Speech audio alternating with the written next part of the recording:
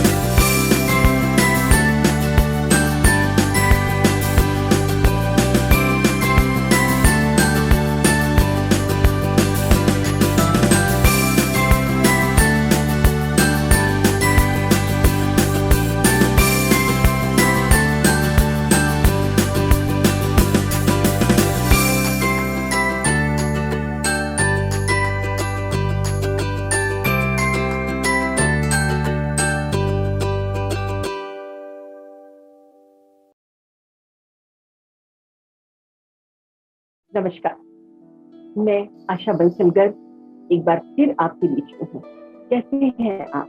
निश्चित पिछले एपिसोड में जो श्वासों की विधि हमने आपको सिखाई थी, उसका अभ्यास आपने जरूर किया होगा।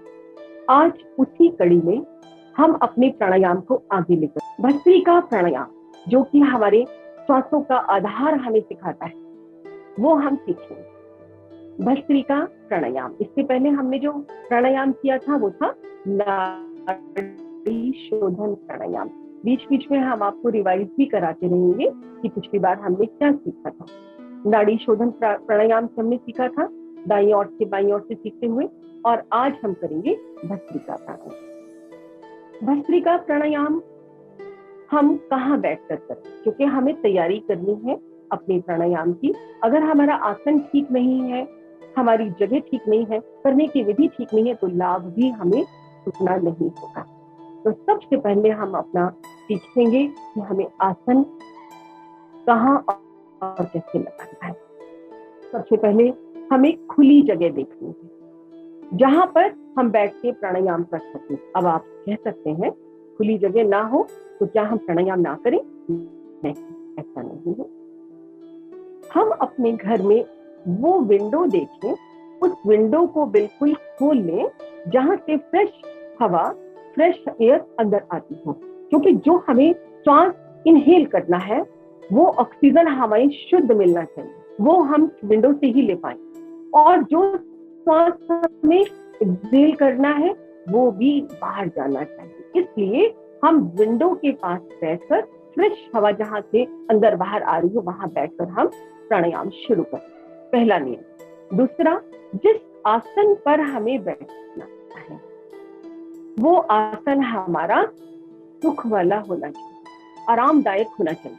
हमें वो पैरों में ना चुभे, बहुत मोटा ना हो, बहुत ऐसा ना हो कि हम उसके अंदर ही घुस जाएं, उसके अंदर हम धंस जाएं, ऐसा भी नहीं होना चाहिए। हमारा ऐसा हो कि हम एक ब्लैंकेट उस पर डाल लें, एक नीचे मैट डाल लें और हम आराम से बैठ जाएं। ये है दूसरा नियम। तीसरा नियम, हम किसी भी आसन में बैठकर भस्त्रिका की तैयारी करेंगे, जैसे कि सुखासन। सुखासन सिंपल हमने चौकड़ी लगाई, सिंपल हमने पालथी मारा और दोनों हाथों को अपने घुटनों पर रखकर हल्की सी उंगलियों को फोल्ड किया, कमर को सीधा कर लिया, ये हो गया सुखासन। सिद्धासन में भी कुछ ज्यादा चेंज नहीं है, कमर को एकदम सीधा करके, गर्दन को सीधा करके हम सिद्धासन में बैठे। दूसरा पद्मासन, दोनों पैरों को हमने अपनी जांघों पे रख लिया। अभ्यास के बाद होगा, ये एकदम से नहीं होगा। ये हो गया पद्मासन। अर्ध पद्मासन, एक पैर को हमने जांघ के ऊपर रखा और एक पैर को हमने नीचे रखा, तो ये बन गया अर्ध पद्मासन। लेकिन ये चारों आसन के लिए आपको धीरे धीरे अभ्यास करना होगा। शुरू के सुखासन में बैठने पर भी हमारे घुटनों में दर्द हो जाता है, पैरों को सीधा करना पड़ सकता है, तो हम कर सकते हैं। शुरू में हमें यही करना है कि धीरे धीरे अभ्यास को बढ़ाना है। यहाँ एक प्रश्न है कि मान लीजिए घुटनों में दर्द है, पैरों में दर्द है, रीढ़ की हड्डी में दर्द है, या और कोई ऐसा प्रॉब्लम है कि हम नीचे नहीं बैठ सकते, चेयर पे बैठ के, कुर्सी पे बैठ के, अपनी कमर के पीछे कुछ भी ऐसा रख के, हम अपनी कमर को सीधा करके कुर्सी पे बैठ कर भी, चेयर पर बैठ कर भी हम भस्त्रिका प्राणायाम या कोई भी प्राणायाम करेंगे, लेकिन करेंगे जरूर। ये आसन, पहला खिड़की खुली, विंडो को खोल के रखना है। दूसरा, आसन को हमने अच्छे से बैठना है। और तीसरा, हमने अपने आसन को बना के रखना है। सुखासन, सिद्धासन, अर्ध पद्मासन और पूर्ण पद्मासन।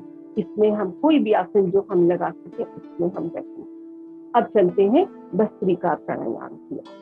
भस्त्रिका प्राणायाम, देखिए यहाँ एक बड़ी सिंपल सी बात बताती हूँ। गांव में या जो ज्वेलर्स हैं, जहाँ ज्वेलरी बनती है, वहां पे जो आग जलाते हैं, उस आग को जलाए रखने के लिए एक पाइप जैसा होता है, जिसको हिंदी में धौकनी बोलते हैं, धौकनी। उसमें से हम हवा को ब्लो करते हैं और वो हवा से वो आग जलती है। अंदर से वो वायु निकाल के हम उसको करते, उसको बोलते हैं धौकनी। ये जो भस्त्रिका प्राणायाम है, ये भी एक तरह की श्वासों की धौकनी, इसको समझिए। हमें अपने श्वासों को बाहर फेंकना है और वही तीनों गति इसमें रखेंगे हम, साधारण गति, मध्यम गति और तीव्र गति। तीनों गति में आपको बताऊंगी। भस्त्रिका प्राणायाम, श्वासों को बाहर फेंकना है। हमने श्वास को लेना नहीं है, बाहर फेंकना है। इससे लाभ क्या क्या होता है, फिर आपको मैं क्रिया बता रही हूँ। ये एक तो बाकी प्राणायाम की मूल अभ्यास की तैयारी है। मूल अभ्यास की तैयारी, नाड़ी शोध और भस्त्रिका प्राणायाम। दूसरा, इस प्राणायाम से फेफड़ों का विस्तार होता है, एक्सटेंड होते हैं हमारे लंग्स। जो आज कोविड के समय में हमारे लंग्स में जो हालत खराब हुई है, जो हमारा रेस्पिरेटरी सिस्टम जो खराब हुआ है कोविड में, वो ये भस्त्रिका प्राणायाम उसकी औषधि है, उसकी दवाई है। रेगुलर अभ्यास से हमारे यहाँ सैकड़ों पेशेंट ठीक हुए हैं और जो लोग अभ्यास कर रहे हैं उनको कोविड हो ही नहीं सकता। हम 99% आपको गारंटी देते हैं, 1% हमें छोड़ना होगा कि जो भी प्राणायाम का अभ्यास करेगा उसको इस तरह के रोग फेफड़ों में नहीं होंगे। फेफड़ों का विस्तार होता है, रेस्पिरेटरी सिस्टम, सांस लेने की प्रक्रियाएं हमारी मजबूत होती है, हमारे फेफड़ों को मजबूत करता है। भस्त्रिका प्राणायाम अस्थमैटिक लोग, जिनको अस्थमा है, अगर वो इसको रेगुलर करेंगे 101% अस्थमा ठीक होगा। क्यों होगा? क्योंकि फेफड़े मजबूत हो जाएंगे और वो सांस लेने में, छोड़ने में उनको नेचर बन जाएगा, लंग्स को कोई दिक्कत नहीं होगी और वो सही सांस ले पाएंगे, तो अपने आप अस्थमा ठीक हो गया। और उसके साथ हमें थोड़ा सा खान पान का ध्यान रखना होता है।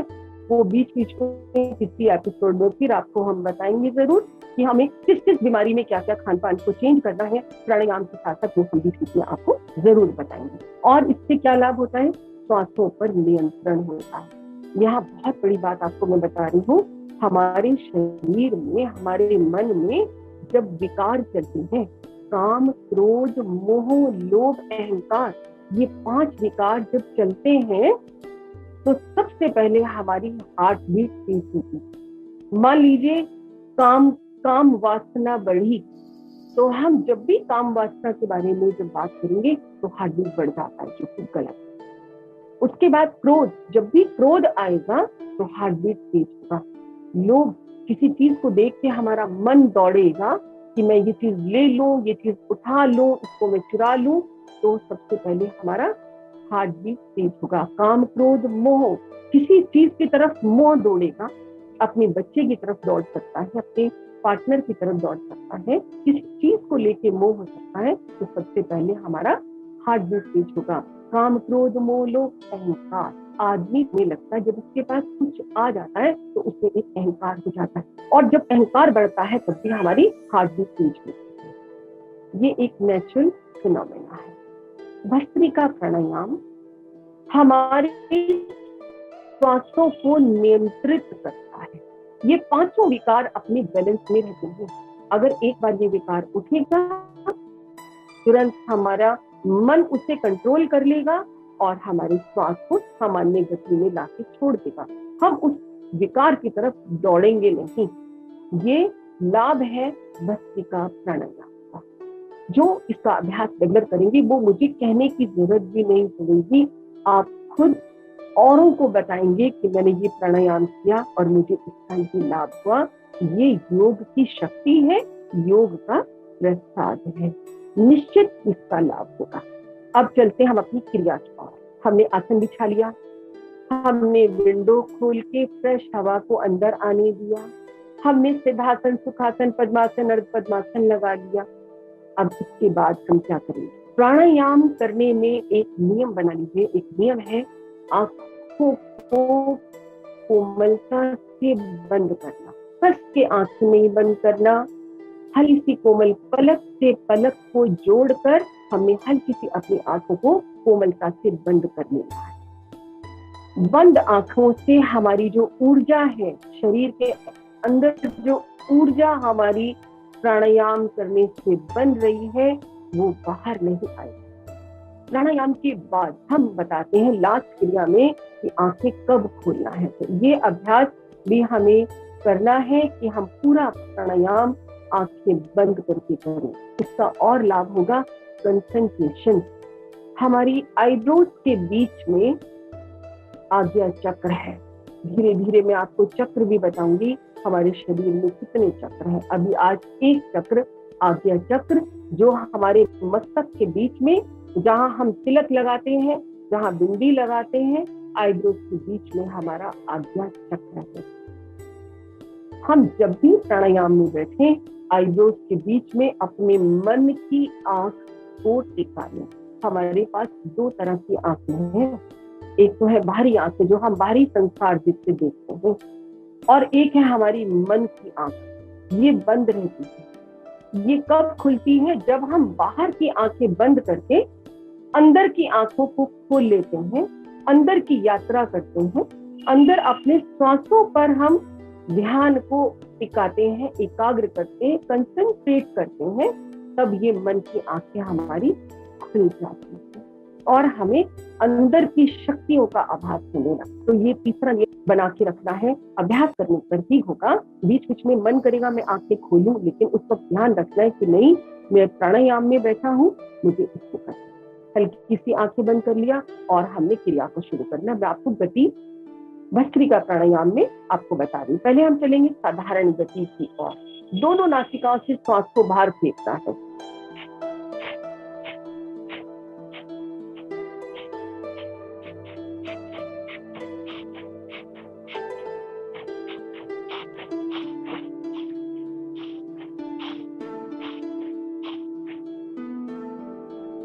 ये है साधारण गति।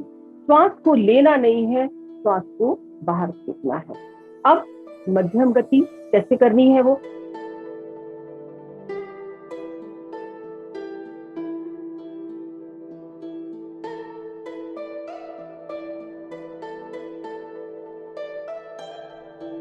ये है मध्यम गति।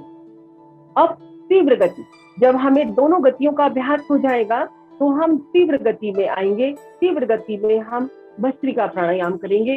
वो कैसे करेंगे?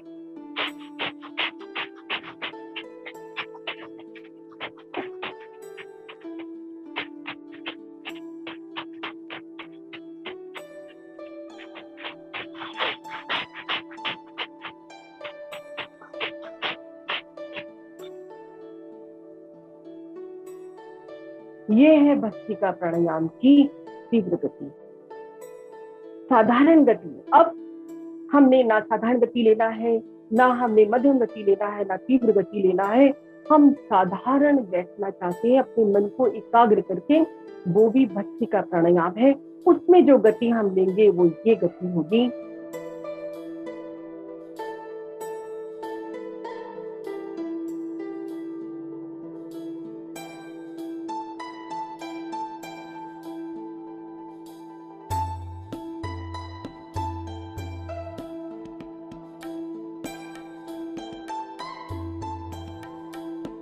गति से अगर हम अपने भस्त्रिका प्राणायाम की शुरुआत करते हैं, साधारण श्वास लें, साधारण श्वास छोड़ें। सिर्फ करना क्या है, पेट को फुलाते हुए, पेट को बाहर लाते हुए श्वास को हमने ऊपर तक लाना है धीरे धीरे, और फिर ऊपर लाने के बाद एक पॉज देना है। एक भस्त्रिका में आपको, कुंभक आपको बाद में बताऊंगी। हमने पूरा श्वास लिया, पूरा छोड़ दिया, लेकिन अब भस्त्रिका प्राणायाम में सिर्फ श्वास को छोड़ना है, श्वास को फेंकना है, लेना नहीं है।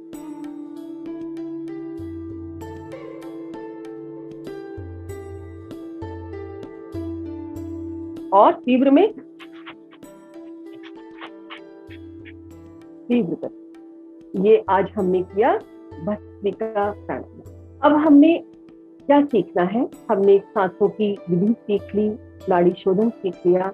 अब हमने भस्त्रिका प्राणायाम के नियम भी आपको बताए। सबसे पहले हमने विंडो में बैठना है, खुली हवा में बैठना है, पेड़ पौधों के बीच में बैठना है, और जल के पास, नदी के पास अगर हम बैठ के प्राणायाम करते हैं तो उसका भी हमारे मन पर बहुत बहुत बहुत उसका असर होता है। अब मैं यहाँ आपको छोटा सा और बताती हूँ। भस्त्रिका प्राणायाम अगर हम जल के पास बैठ के करते हैं तो हमें क्या लाभ होगा।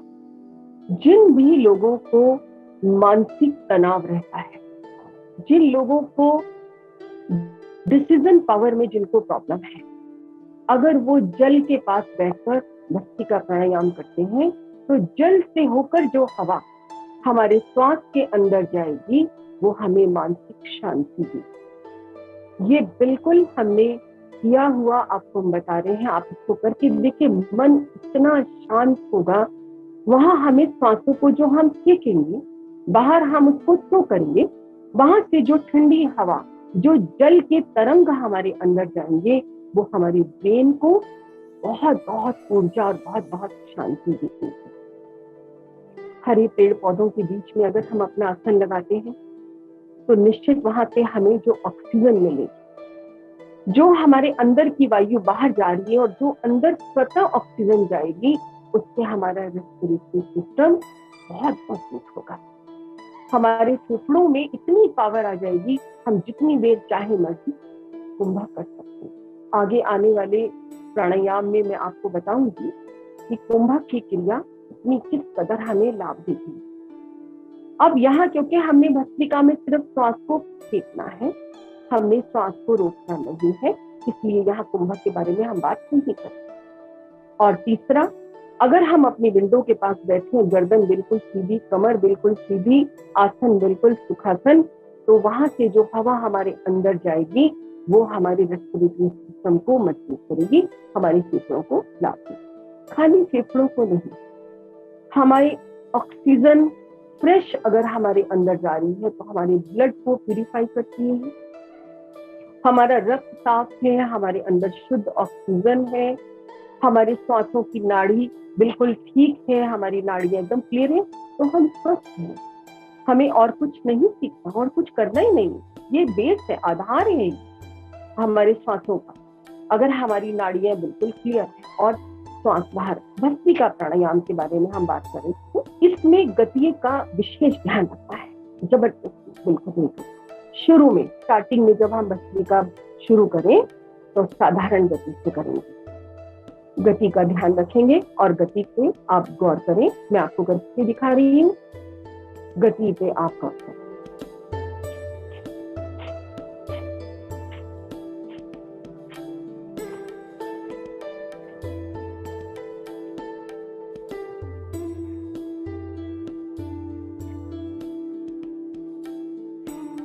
ये है साधारण गति। यहाँ एक चीज का ध्यान रखना है, होता क्या है जब हम भस्त्रिका प्राणायाम करते हैं तो पेट हिलने लगता है, अंदर बाहर होने लगता है। हमें पेट को नहीं हिलाना, पेट को हिलने नहीं देना, कंधों की जरिए इन कंधों को ऊपर नीचे लेते हुए हमें श्वास को ऊपर नीचे, ऊपर से बाहर निकालना है, इन नासिका से बाहर निकालना है। कंधे हमारे हिल सकते हैं, बहुत थोड़ी बहुत हमारी गर्दन हिल सकती है, लेकिन पेट को नहीं हिलने देना, पेट अंदर बाहर नहीं होगा इस क्रिया में। अब हम मध्यम गति की ओर चलेंगे। मध्यम गति क्या है इसकी?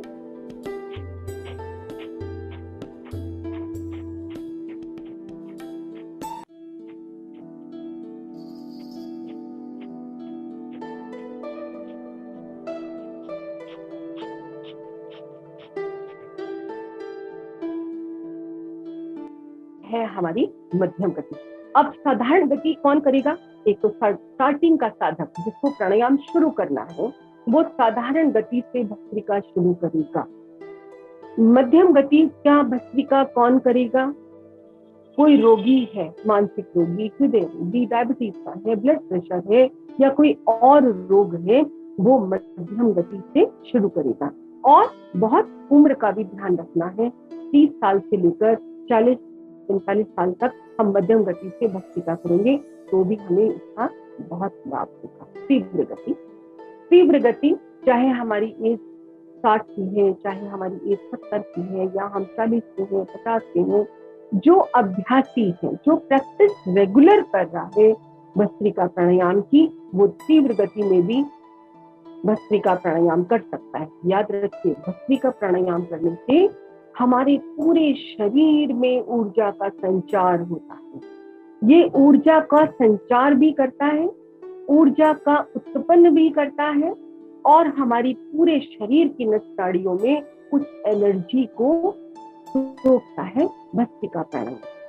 हमें बाहर से किसी एनर्जी कुछ लेने की जरूरत नहीं है। हिमालय पर, बड़े बड़े पर्वतों पर, पहाड़ों पर, कंदराओं में जो ऋषि मुनि बैठे हैं, जो साधक बैठे हैं, वहां कुछ भी ऐसा नहीं है उनके पास जो वो खाकर, जो लेकर, जो पीकर अपनी एनर्जी को मेंटेन कर सके, अपने आप को चला सके। महीनों कुछ नहीं खाते वो लोग, तो कहाँ से उनमें ताकत आती है? शरीर तो उनका भी हमारे जैसा है, सारे सिस्टम यही है। तो क्या है वो शक्ति जिससे कि वो एक कंदराओं में बंद बैठे अभ्यास करते रहते हैं? वो है एनर्जी सिस्टम, भस्त्रिका प्राणायाम। ये सारी प्राणायाम की क्रियाएं धीरे धीरे हम इसको ध्यान तक लेते जाएंगे कि किस तरह से ये भस्त्रिका प्राणायाम हमें एनर्जी देता है, ऊर्जा देता है। एक एक रो में, एक एक नस नाड़ी में हमारी ऊर्जा भर जाती है इस भस्त्रिका प्राणायाम। अब चलते हैं तीसरी गति की ओर, तीव्र गति। अभ्यासी लोग, यंगस्टर्स, यंग बच्चे और जो किसी भी तरह से कोई रोग जिनके शरीर में नहीं है, वो तीव्र गति से भस्त्रिका का अभ्यास करें, जो मैं अभी आपको दिखा रही हूं। आप देखिए,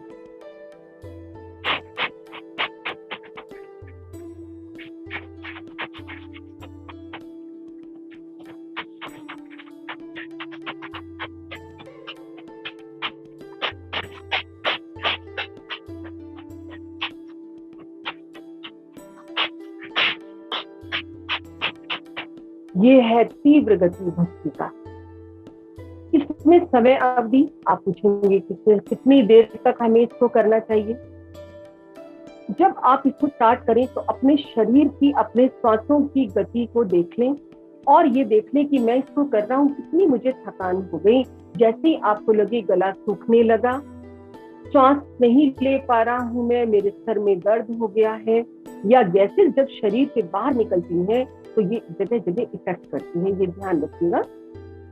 प्रश्न भी आपका होगा, मैं वो भी आपको बीच बीच में बताऊंगी। जैसे हमारे शरीर से गैसेस बाहर आती है तो ये सर में चढ़ती है कोई गैस, कोई हमारे माथे में दर्द कर देती है, कोई हमारे कंधे दुखने लगते हैं, तो उस वक्त हमें उस क्रिया को वहीं रोक देना है और साधारण 2-4 श्वास ले लेनी है।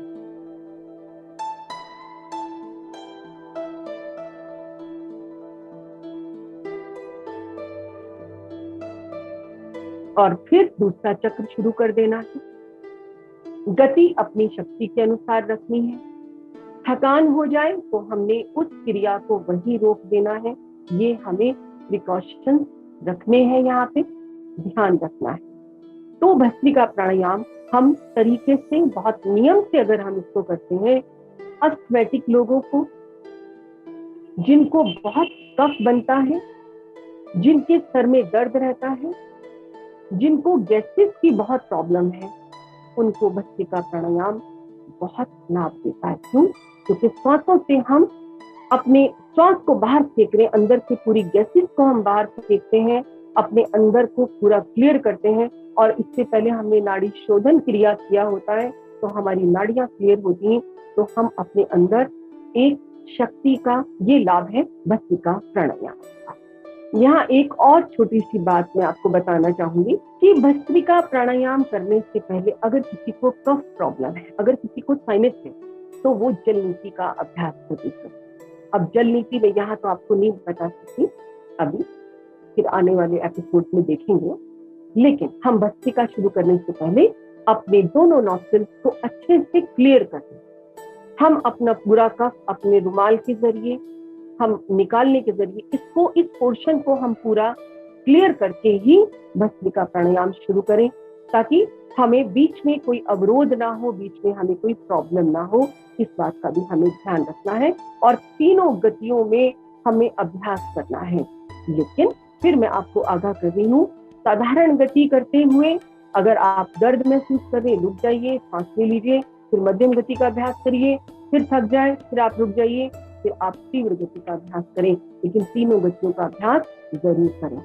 रिवाइज कर रही हूँ, आसन का ध्यान, खिड़की खोलकर हवा आने का ध्यान, खुली हवा का ध्यान, जल के पास भस्त्रिका करने का ध्यान, और अपने आसन पर बैठे रहने का ध्यान, और फिर अपने श्वासों को बाहर भी फेंकने का ध्यान। ये हम इस क्रिया में इन चीजों का ध्यान रखेंगे। और सबसे बड़ी बात, जब हम आंखें बंद करें, आंखों को कोमलता से बंद करके रखें, ना बहुत कस के बंद करना है, ना खुला रखना है कि बाहर से कुछ दिख रहा है। बस पूरा ध्यान अपने श्वासों के फेंकने पर अगर हम करेंगे तो निश्चित हमें इस प्राणायाम का बहुत बहुत लाभ मिलेगा। और एक उम्मीद भी मेरे मन में, एक आशा भी मैं करती हूँ कि आप इसका अभ्यास जरूर करेंगे, क्योंकि इस सारे प्राणायाम, आगे भी जिन कड़ियों में हम आपको प्राणायाम सिखाएंगे, हमारी 3 उन्नति होती है, शारीरिक, मानसिक, आध्यात्मिक। जब तीनों तरह से हम उन्नत होते जाते हैं, तो एक अलग तरह की प्रसन्नता, एक अलग तरह की शांति का अनुभव करते हैं, जिसको ढूंढने के लिए, जिस शांति को पाने के लिए हम जगह जगह भटकते हैं, मैं ये करूं, मैं वो करूं। कुछ भी करने की जरूरत नहीं है। हमें थोड़ी सी अपनी दिनचर्या को बदलना है, प्राणायाम को अपने जीवन में एक आधार बनाकर हमें डाल लेना है। जैसे हम और कार्य करते हैं, ऐसे ही हमें प्राणायाम को अपने जीवन में एक निश्चित नियम की तरह से ढाल लेना है।